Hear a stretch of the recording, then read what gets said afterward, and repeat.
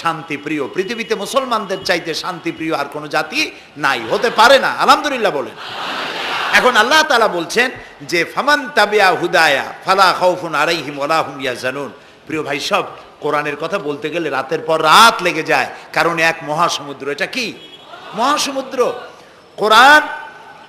এই কোরআন আল্লাহ তাআলা আমাদেরকে শুধু তেলাওয়াত করতে পাঠান নাই। আমাদের অভ্যাস হয়েছে যে খালি তেলাওয়াত করি, মুখস্থ করি। দেখেন না, রমজান মাস শেষ হয়ে গেলে পরে বন্ধু বান্ধব আত্মীয় স্বজন সব এক জায়গায় বসে এক একজন গল্প করে, ভাই আমার পুত্রবধূ 13 খতম, আমার বউ 7 খতম, আমার নাতনি 11 খতম, আর আমি এমনি এমনি খতম হয়ে গেছি।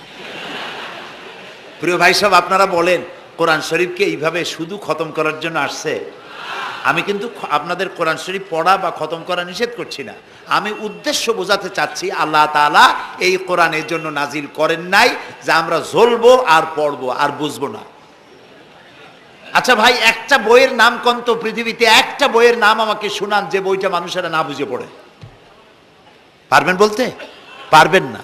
এমনকি আপনার ছোট্ট বাচ্চা কেজি 1, কেজি 2, কেজি 3-তে পড়ে, বা কি জানি কয়, নার্সারি গ্রুপে পড়ে, তারেও দেখবেন প্রত্যেকটা শব্দ বানান করিয়া অর্থ সহকারে বুঝে পড়ে।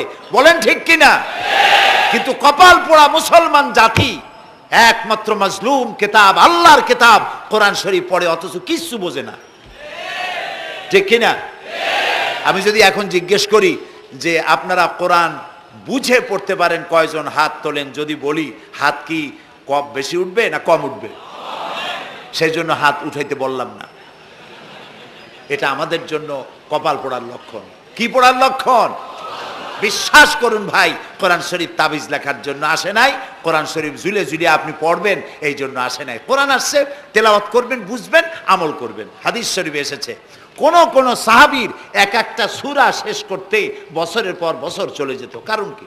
কারণ হলো তারা এক একটি আয়াত পড়তেন, বুঝতেন, বাস্তব জীবনে আমল করতেন, আরেকটা আয়াত পড়তেন, বুঝতেন, আমল করতেন, তারপরে আবার আরেকটা পড়তেন, আমল করতেন। এভাবে করে সাহাবীরা কোরআন পড়তেন, বুঝতেন, আমল করতেন। ফলে এই সাহাবীরা যখন বিয়ে শাদী করতেন, সাহাবীরা যখন ব্যবসা বাণিজ্য করতেন, সাহাবীরা যখন কেনা বেচা করতেন, পারিবারিক জীবন যাপন করতেন, হাঁটাচলা করতেন, তখন মানুষেরা বুঝতে পারত, অনুভব করতে পারত যেন জীবন্ত কোরআন শরীফ চলাফেরা করছে।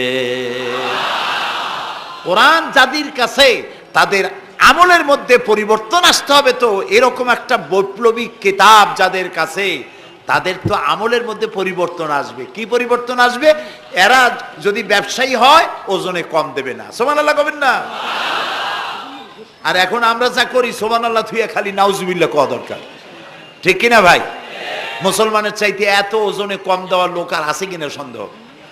ওজনে দেবে কম, খাদ্যে দেবে ভেজাল, সাক্ষী দেবে তো মিথ্যা সাক্ষী দেবে, ওয়াদা খেলাপ করবে, আমানতের খেয়ানত করবে, এরপরে ধার করবে, টাকা শোধ করবে না। ছেলে দিয়ে বলো আব্বা বাড়ি নেই। এখন সে যাইয়া যে টাকা চাইতে আসছে তারা বলে যে আব্বা বলছেন আব্বা নাকি বাড়ি নেই। বুঝতে পারছেন কথা? এই হলো মুসলমান। নাউজুবিল্লাহ কোন। এই জন্য আল্লাহ তাআলার নবী বলেছেন, ওয়ামান আমেলা বিহি উজেরা, যে ব্যক্তি কোরআন পড়বে, আমল করবে, আল্লাহ তাকে পুরস্কার দিবেন। কোথায় কোথায় দেবেন কোন তো? 2 জায়গায় দেবে, ইহকালেও দেবে, পরকালেও দিবে। দুনিয়ার পুরস্কারটা কি? দুনিয়ার পুরস্কারটা হলো যে চিন্তা থাকবে না, আর কোনো ভয়ও থাকবে না। ভয় থাকবে না কিসের? ভয় থাকবে না যেই সমাজে কোরআন মানা হবে, যেই সমাজের আইনের উৎস হবে কোরআন, ওই সমাজের মধ্যে চুরি, ডাকাতি, জেনা, ব্যভিচার, হত্যা, ধর্ষণ থাকবে না। কাজী ভীতিশূন্য, সমৃদ্ধিপূর্ণ, নিরাপত্তাপূর্ণ একটি সুন্দর সমাজ উপহার দেবে এই কোরআন। সুবহানাল্লাহ। সেই কোরআন আমরা তাবিজ বানাইছি, এটারে গোলাইয়া, এই কোরআন শরীফের পাতা লিখিয়া, তারপরে কি জানি কয়, পানির মধ্যে দিয়ে গোলাইয়া এগুলি খাওয়া হয়, মাদুলির মধ্যে ঢুকাইয়া গলার মধ্যে ঝুলানো হয়। দেখেন এই বাংলাদেশে যেসব কোরআন শরীফ ছাপা হয়, এই সব কোরআন শরীফের দুরবস্থা। এটা আছে কিনা আমি জানি না, আলহামদুলিল্লাহ এটা নাই।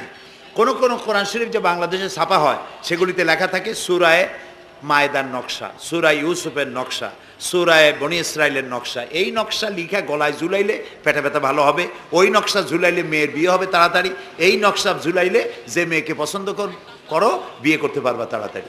নাউজুবিল্লাহ কর। নকশার মধ্যে আছে কি? নকশার ভিতরে আছে 1293, 1711, 513 হাবি জাবি কতগুলো নাম্বার দিয়া তারপরে লাল কালি দিয়ে দাগ দিয়ে দিয়ে ধান্দাবাজি করা। এরপরে ওই ধান্দাবাজি তাবিজের কোনায় কোনায় লেখে ইয়া জিব্রাইলো, ইয়া মিকাইলো, ইয়া ইসরাফিলো, ইয়া আজরাইলো। উপরে লেখে ইয়া বদুহ, নিচে লেখে ইয়া বদুহ। আমি একজন তাবিজ লেখককে জিজ্ঞেস করলাম, ভাই ইয়া আজরাইলু ইয়া মিকাইলু তো বুঝলাম, ইয়া বদুহ কি? কয়ে যে হুজুর আমি নিজেও বুঝি না বদুহ কি। এই হলো তাবিজ। এই তাবিজ লেখার জন্য আল্লাহ তাআলা কোরআন নাজিল করেন নাই। কথা কি বুঝে আসছে? তাবিজের জন্য আসে নাই, তদবিরের জন্য আসে নাই, শুধু পড়ব এজন্য আসে নাই। কোরআন এসেছে বোঝার জন্য, তেলাওয়াতের জন্য, বোঝার জন্য, কোরআন অনুযায়ী জীবন গড়ার জন্য। আল্লাহর নবী তাই বলেন, ওয়ামান আমেলা বিহি উজরা, কোরআন শরীফ যে পড়বে আর আমল করবে দুনিয়ায় শান্তি দেওয়া হবে, আখিরাতেও পুরস্কৃত করা হবে। আখিরাতের পুরস্কারটা কি?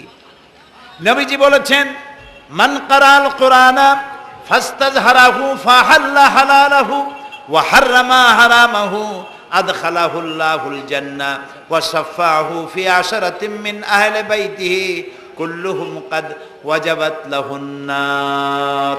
সাদাকান নবী সাল্লাল্লাহু আলাইহি ওয়াসাল্লাম। নবী করিম সাল্লাল্লাহু আলাইহি ওয়াসাল্লাম বলেছেন, যে ব্যক্তি কোরআন পড়লো, বুঝলো, আর কোরআনের হালালকে হালাল জেনে চললো, হারাম থেকে বিরত থাকলো, আর কোরআনের আইনকে প্রতিষ্ঠিত করার আন্দোলনে শরীক হলো, সুবহানাল্লাহ গণ, এরকম লোককে আল্লাহ তাআলা কিয়ামতের দিন জান্নাত দান করবেন। সুবহানাল্লাহ। ওয়ামান আমেলা বিহি উজরা ওয়ামান হাকামা বিহি আদালা।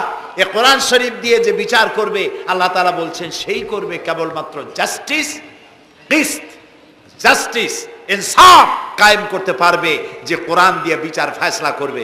আমাদের দেশে এই যে কোর্ট কাছারি আদালত আছে, এই কোর্ট কাছারি আদালতগুলি কোরআন দিয়ে যদি বিচার করতেন সেটা ইনসাফ হতো। যেহেতু ইনসাফ, আল্লাহর চাইতে ইনসাফগার আর কেউ নাই। আছে কি বলেন? নাই। এখানে ধরুন একজন মানুষ যদি একজনের একটা ঠ্যাং ভাঙে ফেলাই দিল, তাহলে বিচার কি হবে?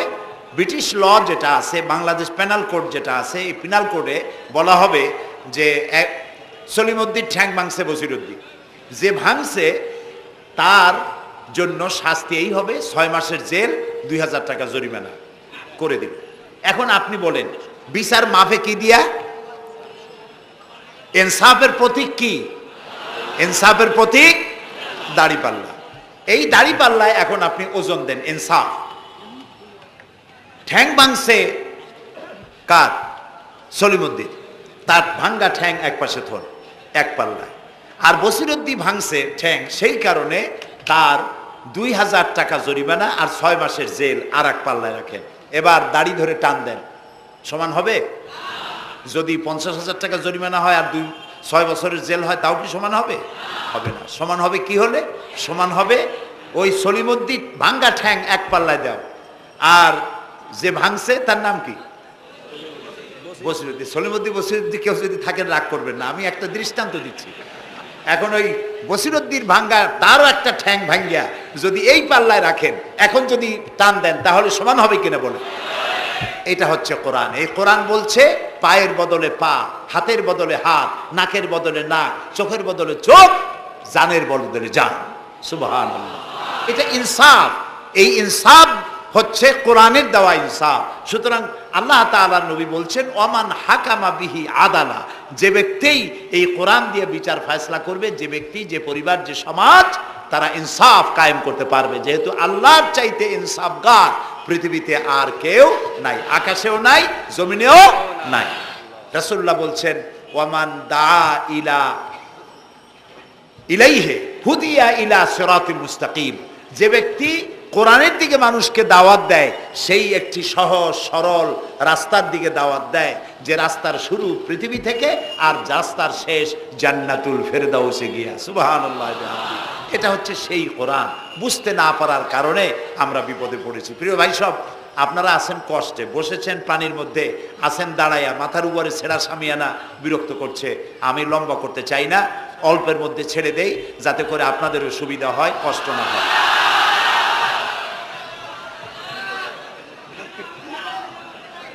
আমি না, তবুও আমি খুব লম্বা করব না, অল্পতে আমরা যাতে বুঝতে পারি এরকম একটু কথা আমি বলতে চাই, একটু বলি। এবং সেইটা বলবো, হ্যাঁ সেইটাই বলবো যেটা আপনারা শুনতে চান, সেইটাই বলবো যেটা শুরু করেছিলেন আমাদের রফিকুল ইসলাম খান ভাই, মহানগরীর সেক্রেটারি জনাব রফিকুল ইসলাম খান। আল্লাহ তাআলা ওনার প্রতি রহম করুন, আমরা বলি আমিন। এবং আমার বক্তৃতার পরে আমরা আমাদের সম্মানিত অ্যাসিস্ট্যান্ট সেক্রেটারি জেনারেলের কিছু কথা আমরা শুনবো ইনশাআল্লাহ। তো আমি ওই আয়াতটা দিয়েই কথা বলি। আল্লাহ তাআলা বলছেন, ইয়া আইয়ুহাল্লাযীনা আমানু হাল আদুল্লুকুম আলা তিজারাতিন তুনজিকুম মিন আযাবিন আলীম تؤمنون بالله ورسوله وتجاهدون في سبيل الله بأموالكم وأنفسكم ذلكم خير لكم إن كنتم تعلمون। হে বিশ্বাসীরা, তোমরা যারা ঈমান এনেছো শোনো, হাল আদুল্লুকুম আলা তিজারাতিন, আমি কি তোমাদেরকে এমন একটি ব্যবসার কথা বলবো না যে ব্যবসায় তোমাদেরকে জাহান্নামের কঠিন শাস্তি থেকে তোমাদেরকে রক্ষা করবে? এমন একটি ব্যবসার কথা বলবো না?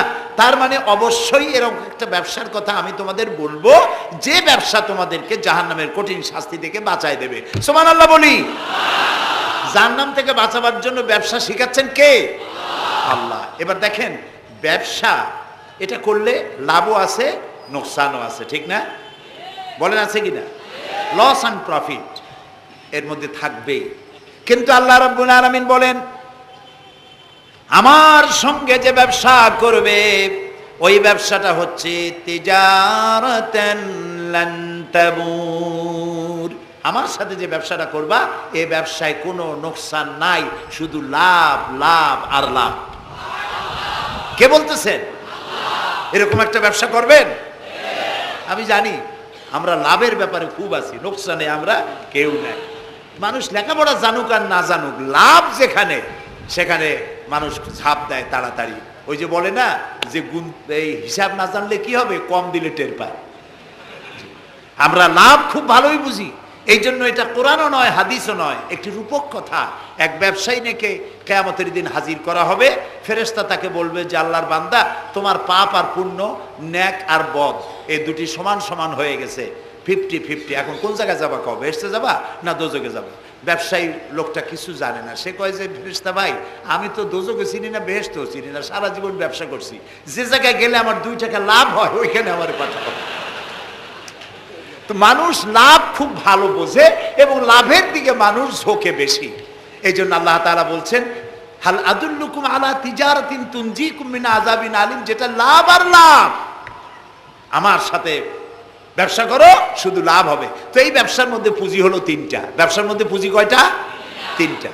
আল্লাহ রাব্বুল আলামিন বলেন, তুমিনুনা বিল্লাহি ওয়া রাসূলিহি ওয়া তুজাহিদুনা ফি সাবিলিল্লাহ।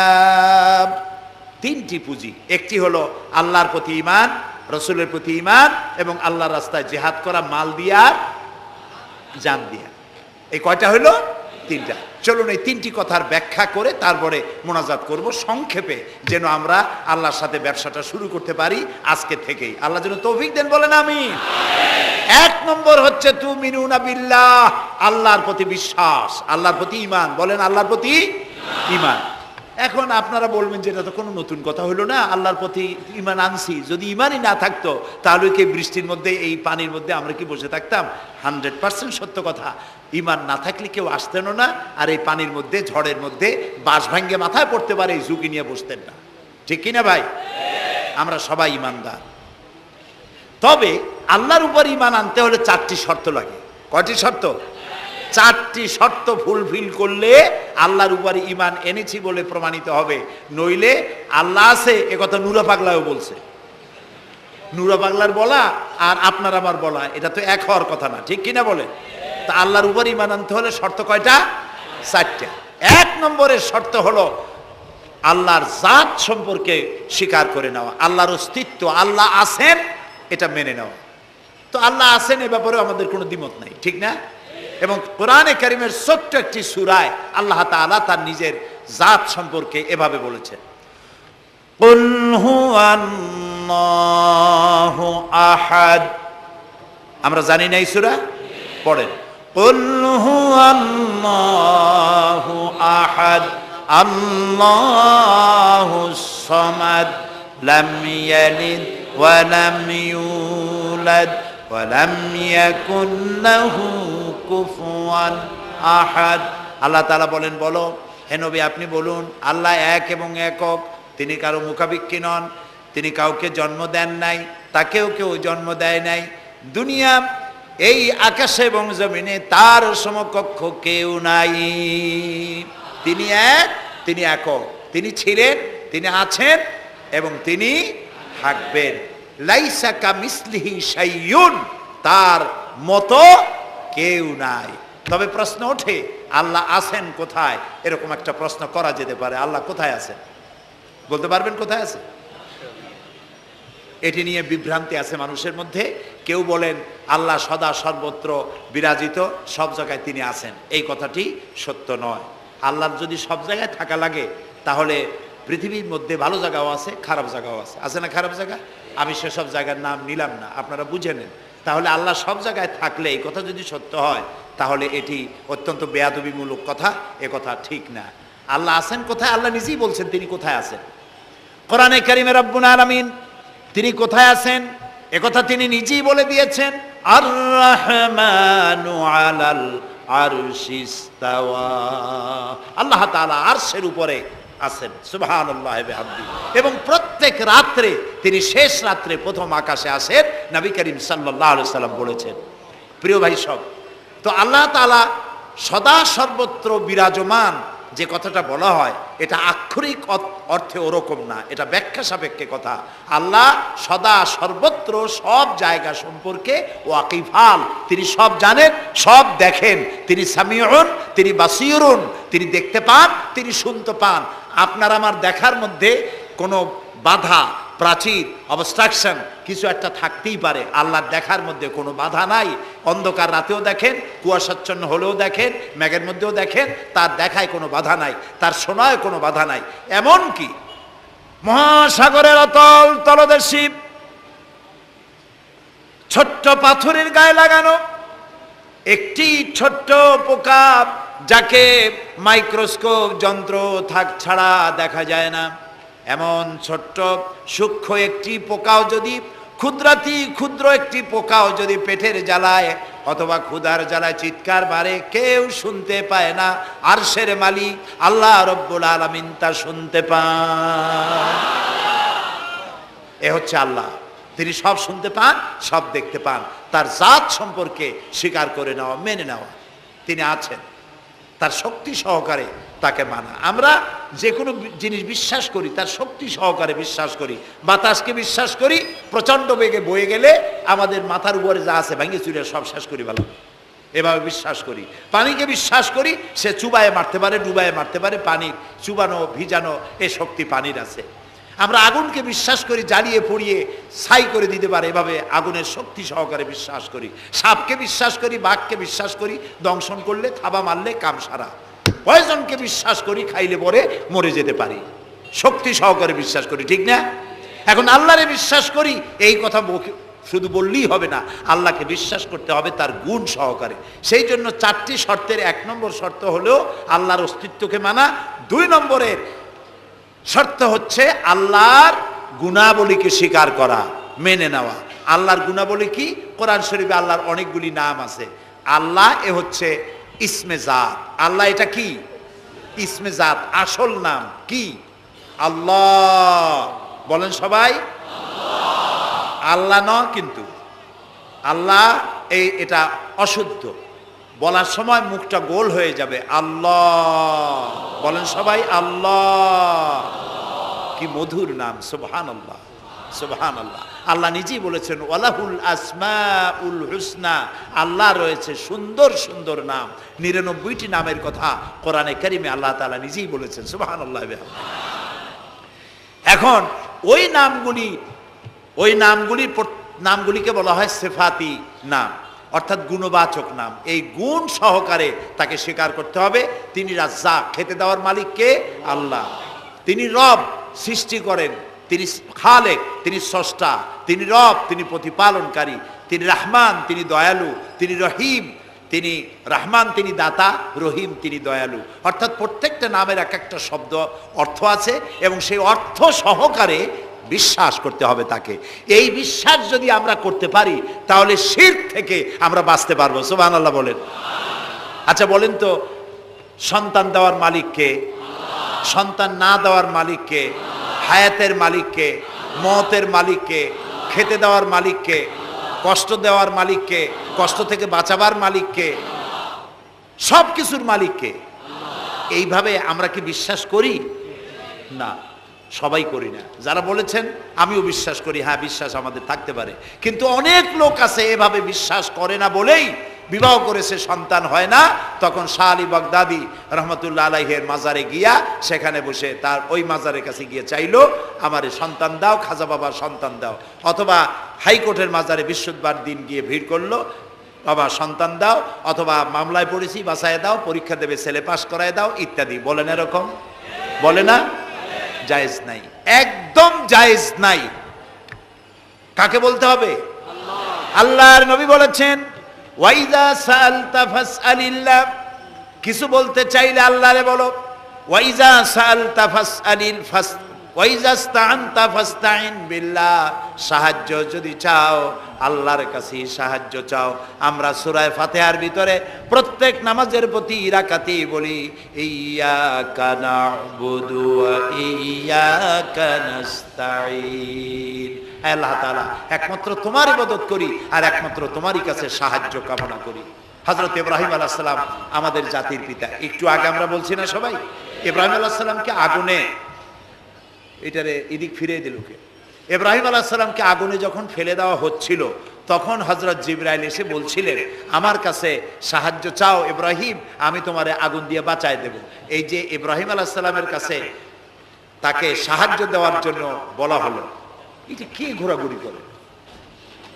এ মাইকের হর্ন ঘুরান কেন? যেমন ছিল ওই দিকে দিয়ে দেন, আমারে শোনায় তো লাভ নাই। প্রিয় ভাই সব, ইব্রাহিম আলাইহিস সালামকে জিবরাইল বললেন আমার কাছে সাহায্য চাও। ইব্রাহিম আলাইহিস সালাম সাহায্য চাইছিলেন? বলেন চাইছিলেন? হযরত ইব্রাহিম বলেছেন জিবরাইল আমি কেন সাহায্য চাইব তোমার কাছে? আমি তো এমন কোন অন্ধ আল্লাহর ইবাদত করি না যিনি তার নিজের চোখে তার গোলামের দুঃখ দুর্দশা দেখতে পান না। আল্লাহ কি দেখছেন না যে আমি বিপদে পড়ছি? আমি তোমার কাছে কেন সাহায্য চাইবো? আমি আগুনে পড়লে যদি আল্লাহ খুশি হন তাহলে আমি তো এভাবে 1000 বার পড়তে রাজি আছি আমার আল্লাহকে খুশি করার জন্য। এটা হলো আল্লাহর প্রতি বিশ্বাস এবং আল্লাহর কাছে চাওয়া। চাইতে হবে কার কাছে? আমি বিপদে পড়ছি বলবো কারে? আমি অশান্তিতে আছি বলবো কারে? আমার অভাব আছে বলবো কারে? সর্বাবস্থায় আল্লাহকে বলতে হবে। দেখুন আমাদের জাতির পিতা ইব্রাহিম আলাইহিস সালামের কথা এ কোরআন শরীফে আল্লাহ তাআলা বলে দিয়েছেন। তিনি কি বলেছেন? হযরত ইব্রাহিম বলেছেন আল্লাযী হুয়া ইউতঈমুনি ওয়া ইয়াসকিন, আমি যখন ক্ষুধার্ত হই আল্লাহ আমারে খাওয়ান, আমি যখন তৃষ্ণার্ত হই আল্লাহ আমারে পান করান। ওয়া ইযা মারিতু ফাহুয়া ইয়াশফিন, আমি যখন অসুস্থ হই আল্লাহ আমারে রোগ মুক্ত করেন। সুবহানাল্লাহ। আইয়ুব আলাইহিস সালাম 18 বছর রোগ ভোগ করলেন, কষ্ট পাইলেন, তিনি সাহায্য কার কাছে চাইছিলেন? ইউনূস আলাইহিস সালামের মতো বিপদে এই পৃথিবীর কোন মানুষ এত বড় বিপদে পড়ে নাই। মাছে তারে গিলে ফেলল, পানির অতল তলদেশে মাছ চলে গেল, মাছের পেটে দরজা নাই, জানালা নাই, ভেন্টিলেটর নাই, মাথা গলাইয়া কোনো রকম বাইর হবে এমন কোনো পথ নাই, বাঁচার কোনো উপায় নাই। হযরত ইউনূস আলাইহিস সালাম যখন মাছের পেটের ভিতরে এই বিরাট বিপদে পড়ে গেলেন, হযরত ইউনূস আলাইহিস সালাম সাহায্য কার কাছে চেয়েছিলেন বলুন? তিনি পড়লেন। আল্লাহ তাআলা তার ঘটনা কোরআন শরীফের মধ্যে এভাবে বর্ণনা করেছেন, ওয়াজান্নুন ইয যাহাবা মুগাদিবান ফাযান্না আন লান নাকদিরা আলাইহি ফানাদা ফিয যুলুমাতি আন লা ইলাহা ইল্লা আনতা সুবহানাকা ইন্নী কুনতু মিনাজ জালিমিন। আল্লাহ শোনাচ্ছেন, ও পৃথিবীর মানুষেরা শোনো, ইউনূসকে যখন মাছে গিলে ফেললো, সে তখন ত্রিবিধ ফানাদা ফি যুলুমাত জমায় কাসির, ত্রিবিধ অন্ধকারের ভেতর থেকে তিনি চিৎকার মারলেন। রাতের অন্ধকার, মাছের পেটের অন্ধকার, পানির অন্ধকার, এই ত্রিবিধ অন্ধকারের মধ্য থেকে ইউনূস আলাইহিস সালাম চিৎকার মারলেন, লা ইলাহা ইল্লা আনতা, আয় আল্লাহ তুমি ছাড়া কোনো ইলাহা নাই, সুবহানাকা, আমি তোমার প্রশংসা করছি। আয় আল্লাহ তাআলা, আমি আমার নফসের উপরে জুলম করেছি, আমার উপরে আমি জুলম করেছি। আল্লাহ তাআলা এই চিৎকার শুনেছেন? হযরত ইউনূস আলাইহিস সালাম মাছের পেটের ভিতরে বসে যেই চিৎকার মেরেছিলেন কেউ শুনতে পায় নাই। পানির ভিতরে কেউ শোনে নাই, জমিনে কেউ শোনে নাই, অন্তরিক্ষেও কেউ শুনতে পায় নাই। আল্লাহ রাব্বুল আলামিন বলেন, আমি আরশের মালিক, ইউনূসের চিৎকার আমি শুনেছি। শুধু শুনি নাই, জবাবও দিয়ে দিয়েছি। ফাস্তাজাবনা লাহু ওয়া নাজ্জাইনাহু মিনাল গাম্মি ওয়া কাযালিকা নুনজিল মুমিনিন। আমি ইউনূসের ডাকের সাড়া দিয়া দিলাম, বিপদ থেকে বাঁচাই দিলাম। মাছের পেটের ভিতরে যন্ত্রণা শুরু হয়ে গেল। মাছ দেখলো বমি না করলে আর বাঁচবো না, এমন অবস্থা মাছের হয়ে গেল। মাছ পেটের ব্যথার জ্বালায় বেসে উঠলো, কেনারায় চলে গেল। ইউনূস আলাইহিস সালামকে বমি করে ফেলে দিল। মাছও বাঁচলো, ইউনূস আলাইহিস সালামও বাঁচলেন। আল্লাহ তাআলা বলেন, শুধু ইউনূস রে নয়, ওয়া কাযালিকা নুনজিল মুমিনিন, আমার মুমিন বান্দারা যদি বিপদে পড়ে, এরকম বিপদে যদি পড়ে যায় আর আমারে যদি ডাকে, আমি আল্লাহ রব্বুল আলামিন এই বিপদ থেকে যত বড় বিপদ হোক আমি আল্লাহ বাঁচায়ে দেব। তা আল্লাহ বিপদ থেকে বাঁচাবেন। আর আমি মুসলমান বিপদে পড়েছি, মাজারে গিয়া চাইলাম, নাউযুবিল্লাহ। বিশ্বাস করুন ভাই, বিশ্বাস করুন, কবরের ভিতরে যিনি শুয়ে আছেন, যত বড় পীর হোক, যত বড় খাজা বাবা হোক, আপনাকে সাহায্য তিনি করতে পারবেন না, পারবেন না, পারবেন না। একটু কমন সেন্সের কাছে অ্যাপিল করি, সাধারণ বিবেকের কাছে আপনাদের, যারা এই যে দেখুন হযরত শাহজালাল রহমতুল্লাহ আলাইহি সিলেটে শুয়ে আছেন, বলুন তো তার মাতৃভাষা কি? আরবি। তিনি ইয়েমেন থেকে এসেছিলেন। বাগেরহাটে শুয়ে আছেন হযরতে খান জাহান আলী রহমতুল্লাহ আলাইহি, তার মাতৃভাষা ছিল আরবি। হযরতে খাজা মঈনুদ্দিন চিশতি রহমতুল্লাহ আলাইহি শুয়ে আছেন আজমিরে, তার মাতৃভাষা আরবি। আমরা বাংলাদেশ থেকে, এই দেশ থেকে কোনো লোক গেল সিলেটে, গেল বাগেরহাটে অথবা বাগদাদে চলে গেল, এইসব বড় বড় আল্লাহর ওলিদের মাজারে গিয়ে বাংলা ভাষায় বলল, বাবা আমি তো বিপদে পড়ে আসছি, নির্বাচনে দাঁড়াইছি, আমি যেন জিততে পারি। অথবা দেখেন না, মাজার দিয়ে শুরু করে সবাই। অথবা যায় বলল যে আমার বিয়ে করেছি 15 বছর, বাচ্চা হয় না, আমার একটা বাচ্চা। অথবা মামলায় পড়েছি, আমার একটু জিতায় দাও। ব্যবসা করি, এত টাকা লস দিতে দিতে শেষ হয়ে গেছি। বাবা আপনি বললেন কোন ভাষায়? শাহজালাল খুব বুঝলেন, বড় পীর সাহেব খুব বুঝছেন। তাহলে আপনার 1 নম্বর ফায়ার মিস হয়ে গেল, মিস ফায়ার। আচ্ছা, 2 নম্বর কথা হলো, যার কাছে আপনি চাইলেন তিনি ওখানে ঘুমন্ত আছেন না চেতনা আছেন, এ ব্যাপারে আপনার কোনো গ্যারান্টি আছে, নিশ্চয়তা আছে?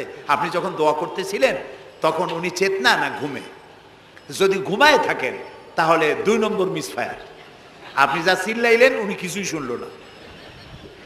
3 নম্বরে, কবরে যে শাহজালাল রহমতুল্লাহ আলাইহি অথবা মঈনুদ্দিন চিশতি রহমতুল্লাহ আলাইহি, আল্লাহর ওলিরা, যত বড় বড় ওলি আল্লাহ আছেন, যার কাছে আপনি বিশ্বাস করেন ওলি হিসেবে, উনি যে কবরে আছেন তার নিশ্চয়তা কোথায়? কবরে তো নাও থাকতে পারেন। কারণ আল্লাহ তাআলার 2টা জায়গা আছে করা। বিদেহী আত্মা, এই দেহ থেকে আত্মা যখন সরে যায়, আল্লাহ যখন নিয়ে যান, দেহটার তো কোনো দাম নাই, এটা হচ্ছে নশ্বর, আত্মা হচ্ছে অবিনশ্বর। এ দেহটা মাটির সাথে পচে যাবে, গলে যাবে, কোরআন শরীফে বহুবার বলা হয়েছে।